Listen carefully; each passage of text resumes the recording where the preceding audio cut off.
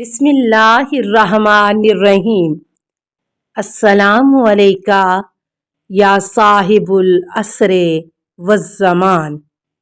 السلام علی الحسین وعلی علی ابن الحسین وعلی اولاد الحسین وعلی اصحاب الحسین۔ اور گھوڑے کو پانی میں داخل کیا، اور گھوڑا بھی چونکہ پیاسا تھا، بس امام علیہ السلام نے فرمایا تو بھی پیاسا ہے اور میں بھی پیاسا ہوں، خدا کی قسم میں پانی نہ پیوں گا جب تک کہ تو نہ پیے گا۔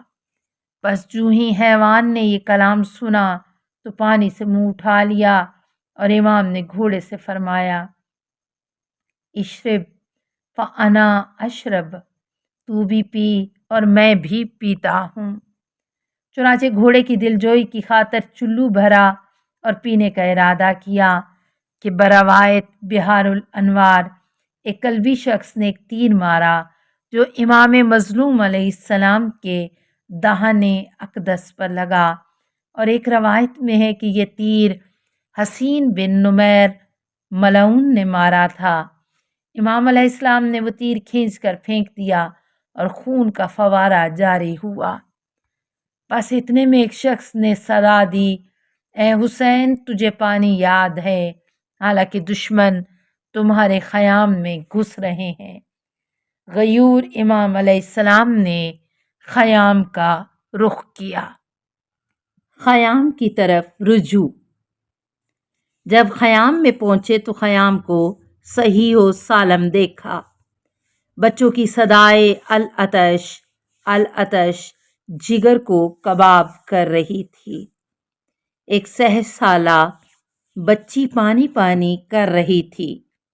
آپ علیہ السلام نے اس کو تسلی دی۔ بچی نے عرض کیا بابا جان، آپ دریا سے میرے لیے کچھ پانی لائے ہیں؟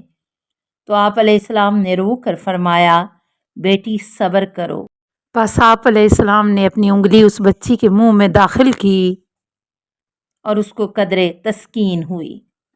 پس واپس آنے کا ارادہ کیا تو حضرت سجاد نے عرض کیا بابا جان ذرا ٹھہر جائیے، میں ایک مرتبہ آپ کی زیارت کر لوں۔ چنانچہ ٹھہرنا تھا کہ خاندان عصمت کی جملہ شہزادیاں دروازے پر آ گئیں اور امام مظلوم کی حالت دیکھ کر بے قرار ہو کر رونے لگیں۔ اس دفعہ آپ علیہ السلام کا جسم زخمی تھا اور خون سے لباس سرخ ہو چکا تھا۔ پس بیمار فرزند کے سراہانے آئے، ان کو بوسہ دیا اور اسرار امامت سپرد کیے۔ نیز یہ بھی منقول ہے کہ امام سجاد علیہ السلام نے پوچھا کہ بابا جان یہ حالت کیا ہوئی ہے؟ تو امام علیہ السلام نے فرمایا میرے جانثار سب راہ خدا میں کام آ گئے ہیں اور میں تنہا رہ گیا ہوں۔ محرک القلوب میں ہے۔ دیگر وصیتوں کے علاوہ امام علیہ السلام نے اپنے بیمار فرزند کو ایک وصیت یہ بھی فرمائی کہ جب مدینے میں جانا تو میرے شیعوں اور موالیوں کو میرا سلام کہنا، اور کہنا جب تم کو غربت پیش آئے تو میری غربت کو یاد کرنا، جب کسی بے گناہ مقتول کو دیکھنا تو میری شہادت کو نہ بھولنا، اور جب ٹھنڈا پانی پینا تو میری پیاس کو یاد کر لینا۔ اہل حرم سے وداع۔ مختلف کتب مقاتل کی سیر سے اس قدر اندازہ ہوتا ہے کہ امام حسین علیہ السلام متعدد مرتبہ خیام میں تشریف لائے اور واپس میدان کو گئے۔ چنانچہ ایک مرتبہ تشریف لائے اور امامہ رسول سر پر رکھا، قمیض رسول زیب تن فرمائی، رسالت مآب کی تلوار گلے سے حمائل کی، اور جناب رسالت مآب صلی اللہ علیہ وآلہ وسلم کے گھوڑے پر سوار ہو کر اہتمام حجت کے لیے میدان میں تشریف لائے۔ فرمایا، اے اہل کوفہ و شام، تمہیں خدا کی قسم دے کر پوچھتا ہوں، تم جانتے ہو کہ میں رسول کا نواسا ہوں۔ میرا باپ علی مرتضیٰ جو ہر مومن و مومنہ کا مولا اور ساقی کوثر ہے، میری ماں فاطمۃ الزہرا سیدۃ النساء ہے، میری جدہ ختیجۃ الکبریٰ ہے، میرا بھائی حسن مجتبیٰ ہے اور چچا جعفر طیار ہے۔ یہ رسول کا عمامہ میرے سر پر ہے، رسول کی قمیض میرے بدن پر ہے، اور یہ تلوار و گھوڑا انہی کا ہے۔ کیا تم نہیں جانتے کہ میں محمد کا نواسا ہوں؟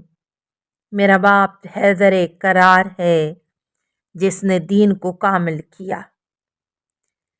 کیا میں نے سنت یا شریعت کو بدلا ہے یا میں نے دین خدا میں کوئی تبدیلی کی ہے؟ سب نے جواب دیا کہ آپ علیہ السلام جو کچھ فرما رہے ہیں درست ہے۔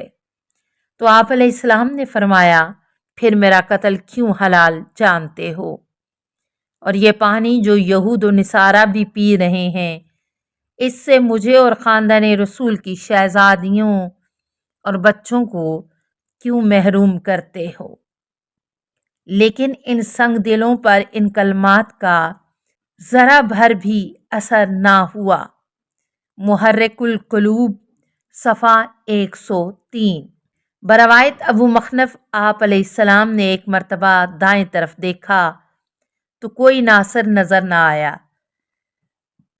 پھر بائیں طرف نگاہ کی، کوئی مددگار نظر نہ آیا۔ آپ علیہ السلام اکیلے رہ گئے تھے اور بار بار خشک زبان ہونٹوں پر پھیرتے تھے۔ تمام جان نثار خاک گرم کربلا پر اطمینان کی نیند سو چکے تھے، اور خاکی شفا کا کفن اوڑھے ہوئے امام علیہ السلام کے سامنے گرم دھوپ پر ان کی لاشیں موجود تھیں۔ ایک مرتبہ حسرت بھری نگاہ سے ان کو دیکھا، پھر صدا دی، اے مسلم بن عقیل، ہانی بن عروہ، حبیب بن مظاہر، زہیر ابن کین، یزید بن مہاجر، یحییٰ بن کثیر، نافع بن حلال، ابراہیم بن حسین، عمر بن مطا، اسد کلبی، عبداللہ بن علی، علی اکبر، مسلم بن اوسجہ، داؤد بن ترمہ، حر ریاحی، اے میدان کارزار کے بہادروں، اے عرصہ جنگ کے شہسواروں، کیا بات ہے میں تم کو بلا رہا ہوں اور تم جواب بھی نہیں دیتے، اور میں تم کو آواز دے رہا ہوں لیکن تم آج سنتے بھی نہیں۔ کیا تم حالت خواب میں ہو کہ تمہاری بیداری کی انتظار کروں؟ یہ دیکھو خاندان عصمت کی شہزادیاں تمہارے چلے جانے سے حالے پریشاں ہیں۔ میرے غیور جوانوں، اپنی نیند سے اٹھو، ان کمینے ظالموں سے حرم رسول کی حفاظت کرو۔ یہ روایت اسد کلبی کے حالات میں گزر چکی ہے۔ محرک القلوب صفحہ 147 میں ہے کہ امام عالی مقام نے اس وقت ایک سرد آہ کھینچی کہ زمین میں زلزلہ پیدا ہوا، بچوں کی یتیمی اور اہل حرم بہنوں اور بیٹیوں کا فکر دامن گیر ہوا، اور بہت روئے کہ ریش مبارک سے آنسوؤں کے قطرے موتیوں کی طرح جھڑنے لگے۔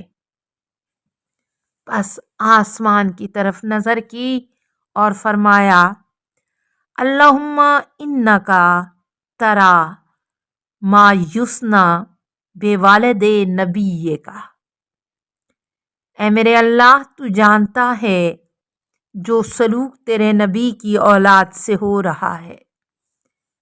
پس آپ علیہ السلام نے جنگ کی اور شیر خدا کی طرح داد شجاعت دی۔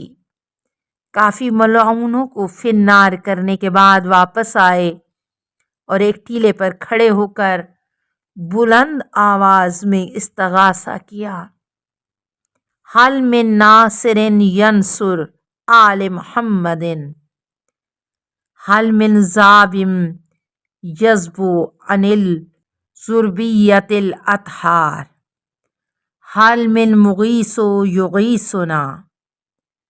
کیا کوئی ہے جو آل محمد کی مدد کرے؟ کیا کوئی ہے جو پیغمبر کی ذریت طاہرہ سے دشمنوں کے شر کو دور کرے؟ کیا کوئی ہے جو ہماری فریاد رسی کرے؟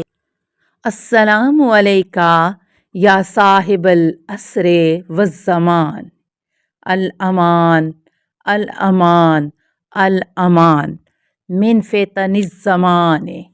السلام علیکہ یا خلیفۃ الرحمن، السلام علیکہ یا امام الانس والجان، السلام علیکہ یا مظہر الایمان، السلام علیکہ یا شریک القرآن، السلام علیکہ یا قاطع البرہان، السلام علیکہ یا امام زماننا ھذا اجل اللہ فرجک وسہل اللہ مخرجک وظہورک۔